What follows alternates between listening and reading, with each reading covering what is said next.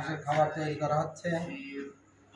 হাঁসের খাবার তৈরি করার উপাদানগুলো এখানে রয়েছে ভুট্টা ভাঙা, আলু আলু সবজি এবং ফিড। এই মিশ্রণ দ্বারা হাঁসের খাবার তৈরি করা করছি। যে ফিড দিয়ে দিলাম সবজির মধ্যে। এখন এইগুলো ভালোভাবে মিশ্রণ করে এখানে রয়েছে ফিড গমের ভুসি, কলমি শাক, আলু, ভাতের মার, এই সম্পূর্ণ মিশ্রণ করে আমি 8 কেজি খাবার তৈরি করলাম।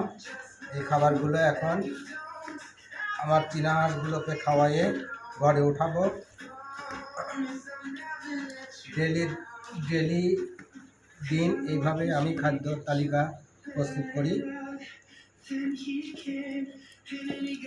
আমার প্রতিদিন 10 থেকে 12 কেজি খাদ্য আমার হাঁস খায় এবং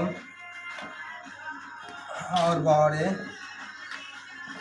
লতা পাতা পোকামাকড় খেয়ে ওরা উদ্বৃত্ত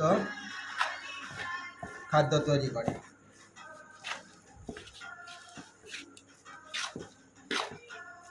এখন মিশ্রণ শেষের দিকে, এখন আমি ওষুধ প্রয়োগ করব।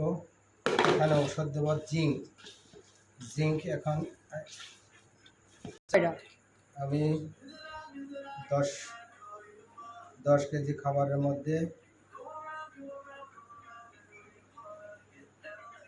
2 মিলিগ্রাম জিঙ্ক দিয়ে দিলাম।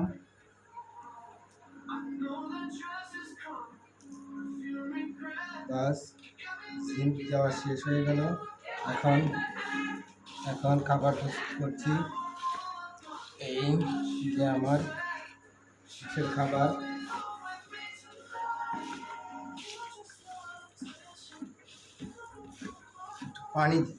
পানি দিয়ে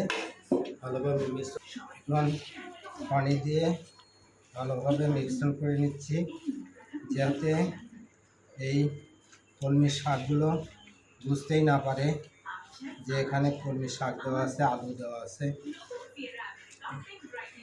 আমার